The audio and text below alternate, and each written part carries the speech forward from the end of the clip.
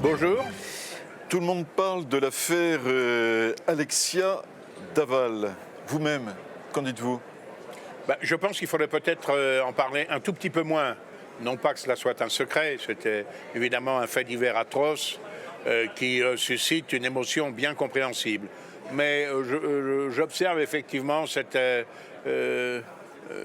diarrhée verbale qui saisit les uns les autres, les commentateurs qui n'avaient pas grand-chose à dire pendant la garde à vue, mais qui en tartinaient des tonnes, les avocats protestants de l'innocence absolue de leurs clients et qui aujourd'hui sont évidemment un peu en retrait et n'ont pas très bonne mine. Je veux parler des avocats de la défense, Madame le procureur elle-même, que j'ai trouvé peut-être un peu, je ne dirais pas agitée, mais dans ses commentaires, je trouve que les procès ne doivent pas être faits devant l'opinion publique. Il y aura un procès, c'est un fait divers atroce. Notre sympathie va bien sûr en priorité à la malheureuse victime et à sa famille. Et puis pour le reste, nous verrons bien. Alors vous êtes un ancien Lyonnais. Vous êtes-vous senti concerné par les obsèques de Paul Bocuse qui se tenaient à Lyon vendredi? Oui, bien sûr. J'ai connu modestement Paul Bocuse. Nous avions ceci en commun, mais lui avant moi, que d'avoir subi un quadruple pontage dans l'excellente clinique de la Sauvegarde à Lyon. Voilà. Et d'ailleurs, quand je suis sorti de 3 semaines d'hospitalisation, on m'avait conseillé la modération, surtout dans la bonne chair. Mais c'était les 20 ans de ma fille. J'étais encore assez faible, je dois dire. Et pour me consoler, je suis allé avec mon épouse et mes enfants chez Bocuse. Ça n'était pas malheureusement, compte tenu des prix, ma cantine habituelle, mais nous y avons fêté quelques événements familiaux. C'était un homme chaleureux, très rigoureux, je crois, sur le plan professionnel, avec son entourage. Il a porté à un très haut degré l'art culinaire, qui est un élément essentiel de notre civilisation. Il l'a notamment répandu au Japon, où il était très bien considéré. Il a créé des centaines, des milliers d'emplois. Ce que j'ai trouvé très beau, c'est le faire-part. Le faire-part de son décès et l'annonce de ses obsèques. Et à toutes sortes de personnalités qui font part, bien sûr, la famille, les familles, et qui font part du décès de M. Paul Bocuse. On aurait pu dire, faire état de ses titres nombreux, de président de société, de ses décorations non moins nombreuses et prestigieuses, et d'ailleurs tout à fait méritées. Non, on a mis font part du décès de M. Paul Bocuse, cuisinier. J'ai trouvé cette simplicité admirable. Il y a dans quelques semaines le congrès du Front National qui va se tenir à Lille. Oui. Et il va y avoir l'élection associée à ce congrès, il va y avoir l'élection du comité central. Oui, qui sera rebaptisé d'ailleurs d'un autre nom un petit peu moins soviétique. Et ça c'est heureux à l'occasion de la refonte des statuts. Oui, et alors ? Avez-vous des choix? Avez-vous des conseils? Oui, bien sûr. Avez-vous des positions? J'ai des choix et j'ai des conseils. Je ne crois pas utile de donner des noms. Chacun fera ce qu'il voudra. Mais je renvoie précisément ceux qui me font l'amitié de leur confiance à mon site sur lequel j'ai indiqué quels étaient les critères sur lesquels je me fondais dans ces choix, et je leur suggère évidemment de se référer peut-être à ces critères dans les choix. Pouvez-vous en donner un ou deux qu'ils feront. Eh bien, je pense que la lutte contre le déclin démographique de notre pays et pour l'accueil de la vie, contre la culture de mort que stigmatisait le regretté pape Jean-Paul II, c'est un élément tout à fait important. La défense des valeurs traditionnelles sur lesquelles se fonde notre civilisation, je pense en particulier à la famille, bien sûr la restauration de notre souveraineté nationale, la lutte contre la bureaucratie et le fiscalisme qui paralysent les activités économiques de notre pays. Vous trouvez qu'il y a trop d'impôts en France? Et beaucoup, oui, bien sûr. Les prélèvements obligatoires ont atteint un niveau insupportable. Et surtout, ils sont d'une complexité affreuse. Voilà quelques quelques-uns des critères, mais je les ai exposés de façon, je crois, précise et concise sur mon site, donc je vous y renvoie. Alors, on reparle ces jours-ci de l'affaire Théo, qui avait fait beaucoup de bruit il y a un an. Comment vous situez-vous par rapport à cela? Un débat médiatique de trop Écoutez, on prétendait que ce garçon avait été violé par un policier qui délibérément lui aurait enfoncé une matraque dans l'anus, etc. C'était assez choquant quand on entendait ce récit, du moins s'il était crédible.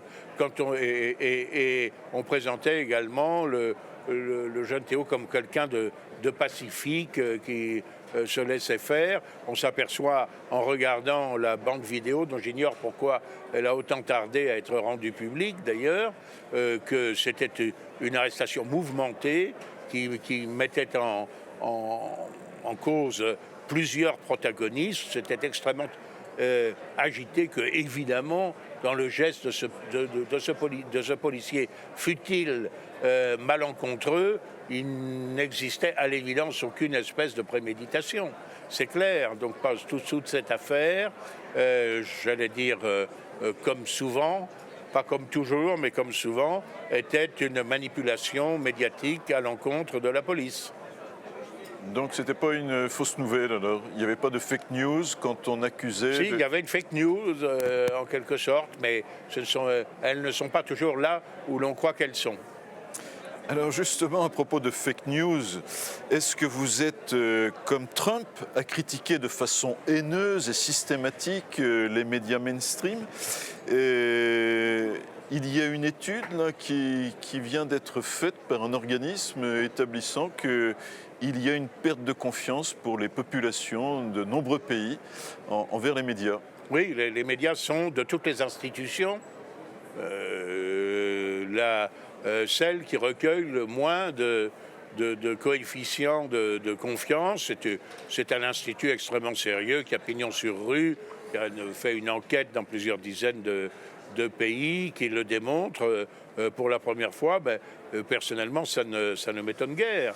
Je ne dis pas que tous les médias mentent tout le temps, mais enfin, je trouve assez extravagant que pour prétendre combattre les fausses nouvelles sur Internet, on ait recours, que ce soit, je crois, Google ou Facebook ou YouTube, je ne sais plus très bien, on ait recours à des journaux qui eux-mêmes n'ont pas toujours donné dans la défense de la vérité, et c'est peu que de le dire, et qui ont répandu parfois des bobards absolument insensés. Alors ça, par contre, ce n'est pas une fake news. Il y a un enfant de 8 ans, un jeune garçon de 8 ans, qui a été agressé à Sarcelles. Qu'en pensez-vous?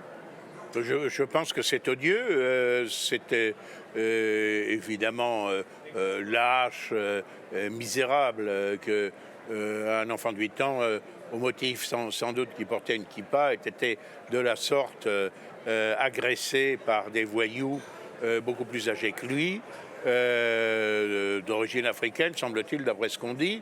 Je le condamne évidemment sans réserve.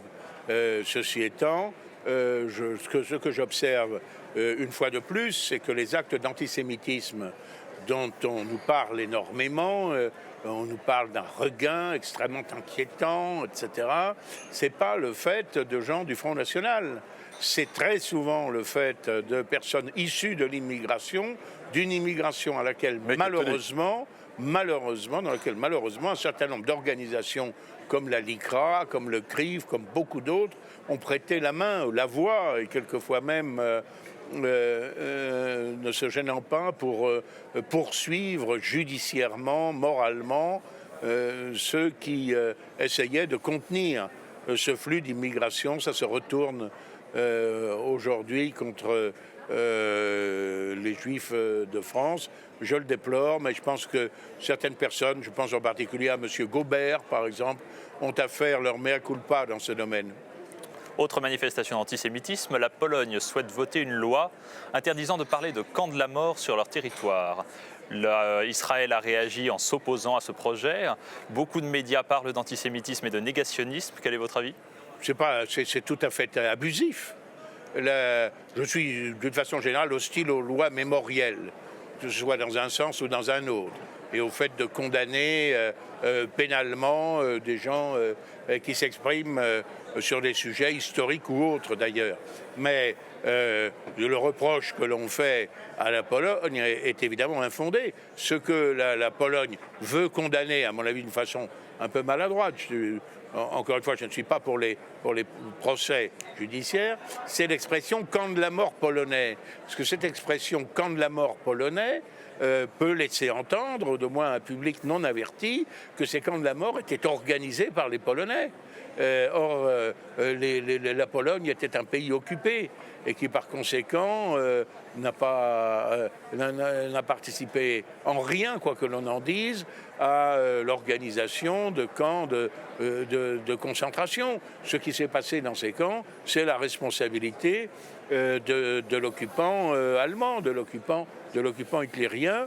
Et j'estime que dans la réaction des Polonais, il y a un sentiment d'exaspération à l'égard du fait que, à l'égard de la volonté manifeste qu'il y a de culpabiliser le monde entier par référence à ces événements dramatiques. Si douloureux qu'ils aient été, cela ne justifie pas que l'on culpabilise à des fins qui, à mon avis, ne sont pas simplement le respect dû aux morts ou l'entretien de leur mémoire, mais à des fins certainement intéressées, économiquement, financièrement, politiquement. On essaie de culpabiliser le monde entier, y compris des pays qui ont été occupés par l'Allemagne, y compris des pays neutres, par exemple, qui ont donné abri aux Juifs au cours de la Deuxième Guerre mondiale, comme la Suède ou comme la Suisse. Et c'est en réaction à cela que les Polonais, et on peut le comprendre, ne souhaitent pas être associés en quelque sorte à ces camps. Vous dites être opposé aux lois mémorielles, vous l'êtes sans doute aussi aux commémorations. Par conséquent, je suppose que l'homme d'extrême droite que vous êtes ne sera pas gêné de la décision de la ministre de l'Éducation nationale de rejeter la commémoration de Charles Maurras en 2018. Si, bien sûr, je regrette de vous décevoir. D'abord, je ne me considère pas comme un extrémiste, mais je pense que c'est au contraire cette réaction ahurissante. De quoi s'agit-il ?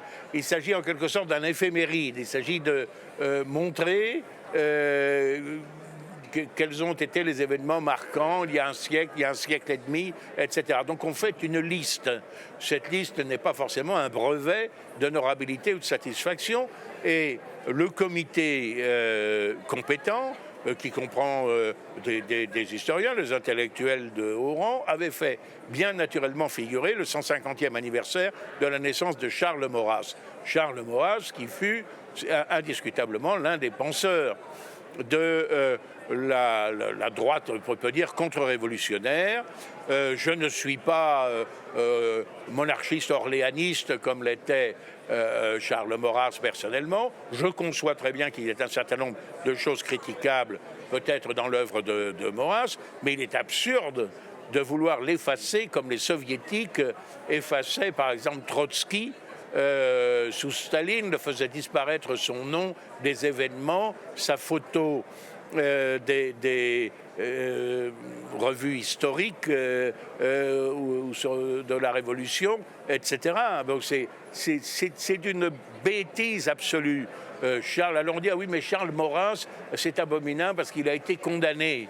Et la condamnation de Charles Maurras sous l'épuration a été une véritable honte. On a osé condamner ce vieillard, qui est l'un des intellectuels les plus brillants de son époque, pour intelligence avec l'ennemi, alors que durant l'entre-deux-guerres, il n'a cessé en vain d'essayer d'attirer l'attention sur le danger que représentait le réarmement allemand.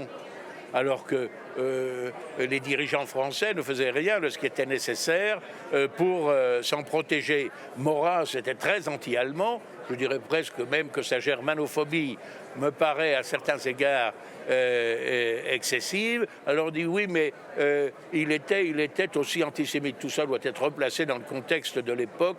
Il n'a jamais cherché à pourchasser personnellement les Juifs. Il avait une critique politique qu'il portait sur certains milieux, et d'ailleurs il n'épargnait pas non plus les protestants et d'autres. Bon, par conséquent, nier l'importance de ce personnage est absurde. J'ai assisté à un débat consternant à la télévision où monsieur, je crois que c'est Maurice Safran, je vérifierai tout de même, disait, mais contrairement à Céline, Maurras est purement un idéologue. Une autre journaliste qui n'a jamais lu une ligne de Maurras, manifestement, disait oui, c'était un être abject. Bon.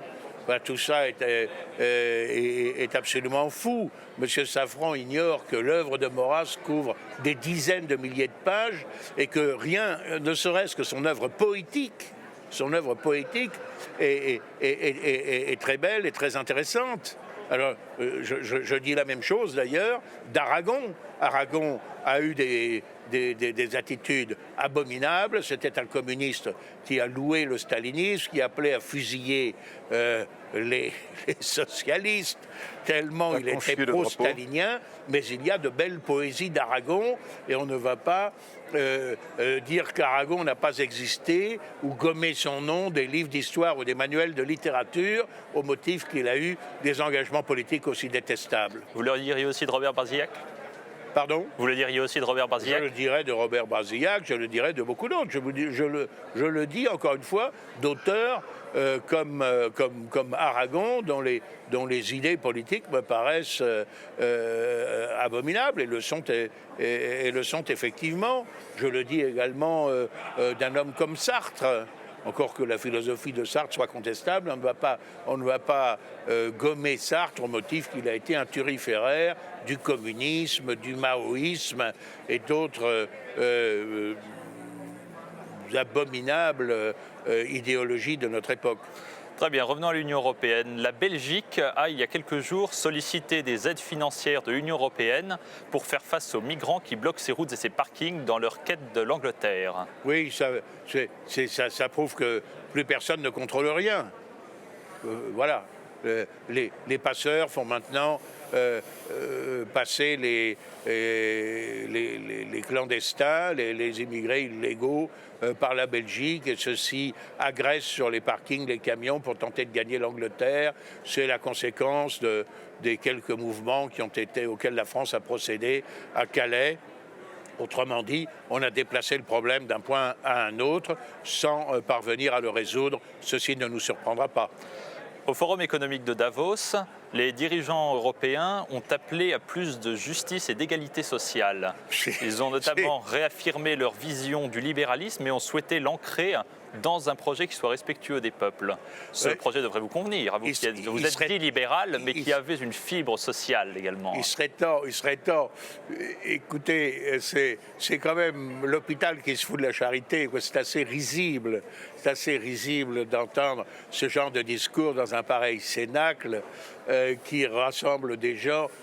Savez-vous quel est le montant du droit d'entrée à Davos pour pouvoir assister précisément aux quelques journées de symposium entre ces personnages les plus puissants de la finance internationale, 10 000 de la euros. fortune internationale. Donc, je crois que c'est 200 000, 250 000, c'est 300 000 si vous venez accompagner, parce qu'il y a les frais déjà très considérables d'inscription.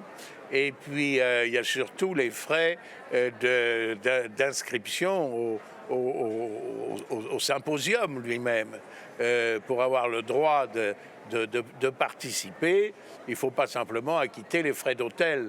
Il faut être enregistré, il faut avoir payé sa cotisation. Je ne suis pas sûr d'ailleurs que ce soit les participants qui la paient eux-mêmes. Bon, quand on est M. Macron ou Mme Merkel, on est invité, tant mieux.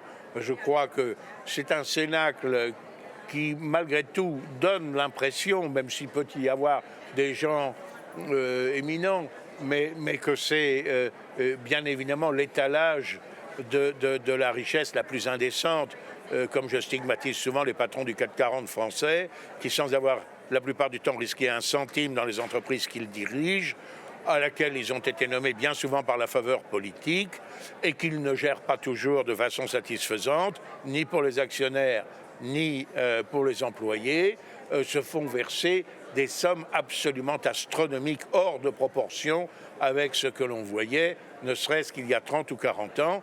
Il y a un cynisme du capitalisme, et celui qui vous parle est très attaché à la liberté du travail et de l'industrie. Je suis attaché à la liberté du travail et de l'industrie pour les véritables entrepreneurs. Et ce n'est pas toujours le cas. Vous distinguez le capital du capitalisme? Le capital, c'est un élément évidemment de la constitution d'une entreprise. Le capitalisme est certainement supérieur au socialisme en ce qui concerne la création des richesses, de la richesse, mais depuis l'effondrement du socialisme, il a pris un tour absolument illimité dans la spéculation. Il est découplé de l'appareil productif, ce qui est extrêmement grave, à mon avis. C'est devenu un capitalisme financier pour une très large part. Ce n'est pas le cas de tous les participants de Davos, mais c'est quand même ce à quoi l'on assiste. Et surtout, il donne lieu à des rétributions et à la constitution de fortunes, de retraites chapeaux, de parachutes dorés, que sais-je encore, de privilèges qui sont 100 fois, 500 fois, 1000 fois plus graves et plus répréhensibles que ceux dont on parle, par exemple, dans le monde politique. Franchissons l'Atlantique, le président américain Donald Trump a donné hier, cette nuit même, son premier discours sur l'état de l'Union, un discours historiquement ancré dans la tradition des États-Unis, dans lequel il a récapitulé d'abord les conditions de l'accord avec le Congrès qu'il conclura pour ses réformes migratoires, mais aussi l'annonce de l'ouverture de la prison de Guantanamo pour y garder les détenus des guerres d'Irak. Oui, il a surtout fait le bilan de cette première année économique de sa présidence, et qui est un succès que les médias français ne mentionnent pas. Il a arrêté les délocalisations, il a baissé considérablement les impôts, il use à plein du magistère sans doute abusif que le dollar s'est arrogé sur le reste du monde, mais que malheureusement personne ne conteste. Il peut se flatter d'un taux de chômage qui est au plus bas, et d'une hausse des salaires et de la production, d'une façon générale, aux États-Unis. Par conséquent, c'est une réussite. J'observe aussi que la teneur générale de son discours, dans lequel il a beaucoup fait vibrer la fibre patriotique, présenté un certain nombre de personnalités qui sont des héros américains, lui a valu une recrudescence de sympathie d'au moins 6 points. Et une assez large approbation du peuple américain. Par conséquent, la situation de Trump n'est pas du tout ce que nous racontent les médias occidentaux. Ceci étant, je ne suis pas un Trumpiste acharné ou univoque. En ce qui concerne Guantanamo, par exemple... Détrompez-nous. Pardon ? Détrompez-nous. Je vous détrompe. En ce qui concerne Guantanamo, je l'ai dit dans cette enceinte au Parlement européen à plusieurs reprises, je suis choqué. Je suis choqué par ce système qui consiste, pour ne pas avoir à juger des prisonniers, à ne pas les garder sur le territoire américain, où dès lors les procureurs et les juges auraient la haute main sur la procédure, comme il est normal, mais à les garder dans ce qu'il faut bien appeler encore une enclave coloniale à Cuba. Je trouve que c'est extrêmement choquant. On dit oui, mais ce sont des terroristes. Oui, mais encore faut-il s'entendre sur le thème, sur le terme de terroriste. Je dis de deux choses l'une. La plupart de ces gens-là qui ont été capturés en Afghanistan ce sont des ennemis des Occidentaux, assurément. Est-ce que ça en fait obligatoirement des terroristes? Deux choses l'une, où ils ont commis effectivement des actes de terrorisme, des actes contraires aux lois de la guerre, et à ce moment-là, ils doivent être jugés.